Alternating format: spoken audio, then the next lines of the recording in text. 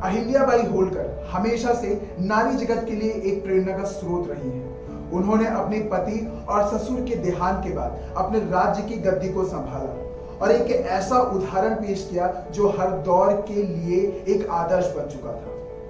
उन्होंने अपने शासनकाल में हमेशा से लाभ हानि को दरकिनार करके अपने समाज और अपनी प्रजा के हित के बारे में सोचा, उनकी जरूरतों को समझा। यही कारण है कि वह एक उम्मीद बनकर सामने आई और इन्हीं सब चीजों की वजह से उनको देवी का दर्जा दिया गया। तो आइए आज देवी अहिल्याबाई होलकर के बारे में थोड़ा और जानते हैं। लेकिन वीडियो को आगे बढ़ाने से पहले अगर आप इस चैनल पर नए हैं तो प्लीज चैनल को सब्सक्राइब कर लीजिए। अगर ये वीडियो आप फेसबुक पर देख रहे हैं तो ऊपर ही आपके फेसबुक के फॉलो का बटन होगा, उसको भी जरूर दबा लीजिए। और हाँ, इस वीडियो को अपने तक सिर्फ मत रखिएगा, ज्यादा से ज्यादा लोगों तक इस वीडियो को शेयर करिएगा।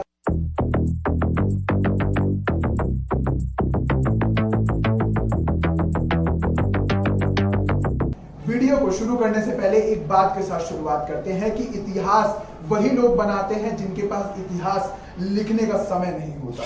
देवी अहिल्याबाई होलकर मालवा साम्राज्य के घराने से ताल्लुकात रखती थी। उनका जन्म 31 मई 1725 ईस्वी में हुआ था। महाराष्ट्र के अहमदनगर छौड़ी गांव में इनका जन्म हुआ था। इनके पिता मनकोजी राव गांव के पाटिल हुआ करते थे। यह उस समय का दौर था जहां पर लड़कियों को शिक्षा पढ़ाई लिखाई से बहुत ही दूर रखा जाता था, लेकिन उसके बावजूद अहिल्याबाई होलकर के पिताजी द्वारा उनको पढ़ाई लिखाई में मदद की गई। देवी अहिल्याबाई होलकर के परिवार के संस्कारों का ये कमाल था, जिनकी वजह से अहिल्याबाई के अंदर एक सेवा भाव जता था, जिसकी वजह से कहीं ना कहीं वो हर एक के लिए सेवा का एक भाव रखती थी। उनके सुख सुविधा के बारे में सोचती थी, किसी के भी तकलीफ में उनको भी तकलीफ हुआ करती थी और उसी की वजह से वो हर एक के दिल में बसती थी।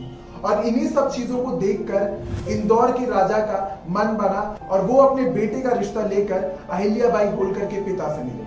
महज 8 साल की उम्र में मल्हारराव होलकर जो कि इंदौर के राजा थे, वो रिश्ता लेकर चले गए और वहां पर अहिल्याबाई का रिश्ता अपने बेटे खांडेराव से करा लिया और महज 8 साल में उनका विवाह तय हो गया। देवी अहिल्याबाई होलकर के पति कुम्हेर युद्ध में जो कि 1754 ईस्वी में हुआ था, उस दौरान उनके पति की मृत्यु हो गई। पति की मृत्यु के 12 साल बाद ससुर का भी देहांत हो गया। उसके 1 साल बाद अहिल्याबाई को ही अपनी पूरी राजगद्दी संभालनी पड़ी। उस राज्य का और वहां के हर एक व्यक्ति का ध्यान रखने की जिम्मेदारी अहिल्याबाई होलकर के ऊपर आ गई। और इसी से जुड़ी कुछ ऐसी बातें हैं, कुछ ऐसी चीजें हैं जिससे आपको देवी अहिल्याबाई होलकर के बारे में पता चलेगा, उनकी सोच के बारे में पता चलेगा और किस वजह से देवी अहिल्याबाई होलकर पूरे देश भर में इतनी प्रचलित हुई। आज उसके बारे में भी आपको थोड़ी ही देर में पता चल जाएगा। ये बात है उस समय की जब अहिल्याबाई होलकर वहां की रानी हुआ करती थी।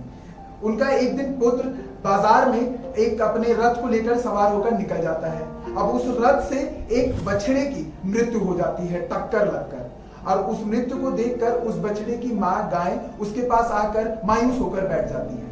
अब इन्हीं सब चीजों को देखकर गांव वाले देखते हैं और वो देखते रह जाते हैं। लेकिन थोड़ी ही देर बाद, कुछ देर बाद वहां से देवी अहिल्याबाई होलकर का रथ निकलता है और वो उस गाय को देखकर, उस बछड़े को देखकर वो ये समझ जाती है कि आखिर यहाँ पर क्या हुआ है और कैसे कैसे हुआ है। और आसपास के लोगों को पूछने के बाद, वहां से जांच पड़ताल करने के बाद अहिल्याबाई होलकर को यह पता चलता है कि उनके पुत्र मालोजी राव द्वारा ही, उनके रथ द्वारा ही ये टक्कर की गई। उसके बाद वो अपने घर जाती है और अपने बेटे की पत्नी को बुलाकर ये पूछती है कि जरा मुझे ये बताओ कि अगर तुम्हारे सामने तुम्हारे पुत्र को कोई मार दे तो उसका क्या करना चाहिए।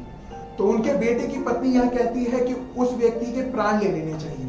और इसी सब चीजों को सुनकर अहिल्याबाई होलकर ये फैसला लेती हैं और अपने लोगों को ये बोल देती हैं कि उनको भी उसी रथ पर बांधकर रथ से ही टक्कर मारकर उसको मार दो। लेकिन ऐसी बात सुनकर उनके प्रजा का कोई भी व्यक्ति इस बात के लिए स्वीकार नहीं करता और ये बात सुनकर कहीं ना कहीं लोग उन्हें समझाते हैं कि ये गलती है, एक बार माफ कर दीजिए। लेकिन ये उन्होंने नहीं सुना। वो खुद गई और लगातार उन्होंने ये कोशिश करी कि वो अपने बेटे को रथ से टक्कर मारकर मार दें। लेकिन हर बार, ये सोचने वाली बात है, लेकिन हर बार वही गाय आकर उनका रास्ता रोक देती है। तो वहां के लोग ये बोल देते हैं कि महारानी ये कहीं ना कहीं गाय भी जानती है कि अगर आज एक टक्कर की वजह से एक माँ से उसका बेटा बिछड़ा है तो वो गाय नहीं चाहती है कि दोबारा एक गलती की वजह से उस माँ का बेटा उनसे बिछड़ जाए। और यही बात सुनकर वो अपने पुत्र को माफ कर देती हैं और आगे बढ़ जाती हैं। और देवी अहिल्याबाई होलकर के किस्से सिर्फ यहाँ पर खत्म नहीं होते। एक बहुत ही पुराना और एक बहुत ही प्रसिद्ध किस्सा है जो कि आप सभी लोगों के सामने रखना चाहूंगा। अहिल्याबाई होलकर के जब पति और ससुर का देहांत हो चुका था, उसके बाद पूरे राज्य की जिम्मेदारी उनके ऊपर आ चुकी थी। और यही सब चीजों को देखकर समझकर आसपास के राज्यों की लालसा बढ़ने लगी। उन्होंने मन बनाया कि क्यों ना उनके राज्य पर हमला किया जाए और उनके राज्य को अपने कब्जे में ले लिया जाए। और इन्हीं सब चीजों को देखकर पेशवा घराने के राज्य के जितने भी लोग थे उन्होंने उनके राज्य पर हमला करने का सोचा। और इन्हीं सब चीजों को देखकर देवी अहिल्याबाई होलकर ने अपने सेनापति को बुलाया और तुकोजी राव के हाथ एक पत्र उन पेशवा घराने के लोगों को भिजवाया। उस पत्र में आखिर लिखा क्या था कि अगर आप लोगों को हमारे से किसी भी तरीके का मनभेद है तो आइए, आप हमारे प्रदेश पे, हमारे राज्य पे आक्रमण करने के लिए आपका स्वागत है।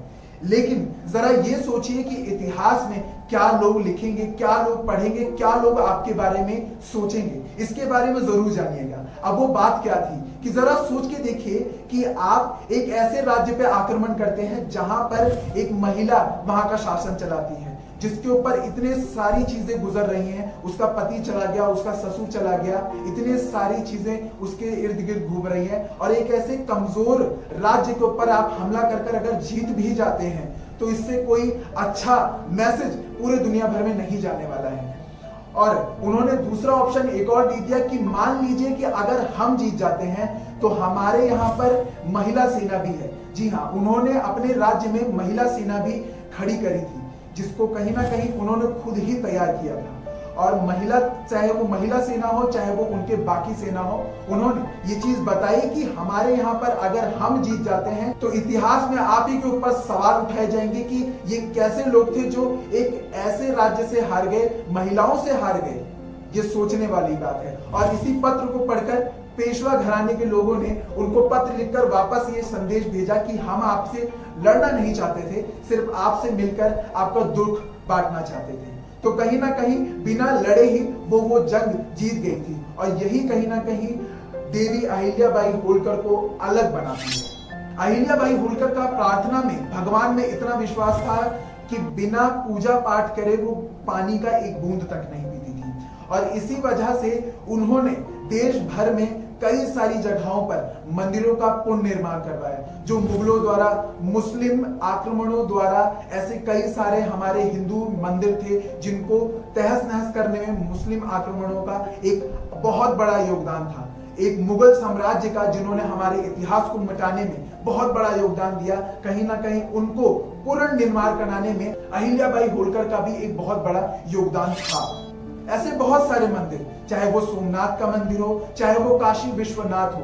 सोमनाथ के मंदिर को पुनर्निर्माण कराने के बाद, जो कि मुस्लिम आक्रमणों द्वारा उसको पूरा खराब कर दिया गया था, उसके बाद उन्होंने उसी रीति रिवाजों के साथ हवन कराने के बाद उसको उसी निर्माण में बनाया और लोगों के सामने उस मंदिर को वापस खड़ा करके दिखाया। सोमनाथ मंदिर को पुराना सोमनाथ मंदिर और अहिल्याबाई मंदिर के नाम से भी जाना जाता है।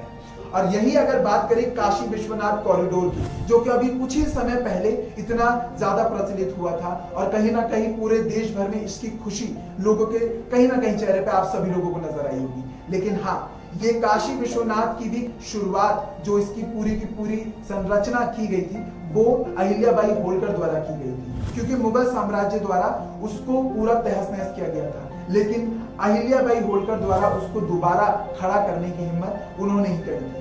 और इसी सब चीजों को देखकर भारत सरकार ने अहिल्याबाई होलकर का एक प्रतिमा उस मंदिर के अंदर लगाई है, ताकि दुनिया और देश भर को ये पता चल सके कि अहिल्याबाई होलकर का इस देश पे और दुनिया भर के हिंदू समाज के लिए एक क्या योगदान रहा है।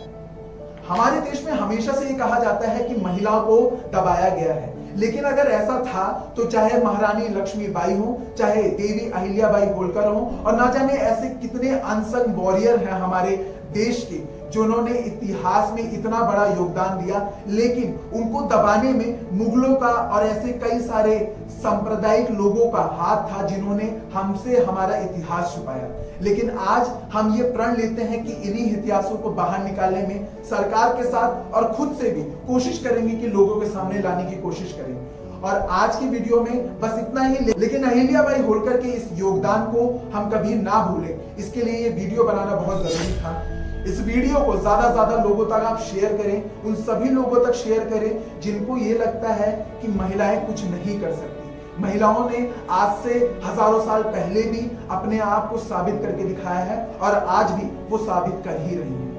और कहीं ना कहीं हर एक व्यक्ति का इस देश को बनाने में और खासकर हिंदू सभ्यता और रीति रिवाजों को संभालने में और संवारने में हर एक का बहुत ही बड़ा योगदान था। चाहे वो हमारी महारानी लक्ष्मीबाई हो, शिवाजी राव हो, अहिल्याबाई होलकर हो और ना जाने ऐसे हमारे कितने सारे वीर लोग जिन्होंने हमारे देश को इतनी बड़ी उपलब्धियों से हमेशा से नवाजा है। तो इसी के साथ आज की वीडियो में इतना ही। और हाँ, इस वीडियो को ज्यादा लोगों तक शेयर करें, चैनल पर सब्सक्राइब कर लीजिए, पेज को फॉलो कर लीजिए। हमारे सोशल मीडिया हैंडल्स का लिंक आपको वीडियो के नीचे मिलेगा, आप वहां पर जाकर हमें फॉलो कर सकते हैं और अपना प्यार इस वीडियो को जरूर दें, ज्यादा लोगों तक शेयर करें। तब तक के लिए जय हिंद।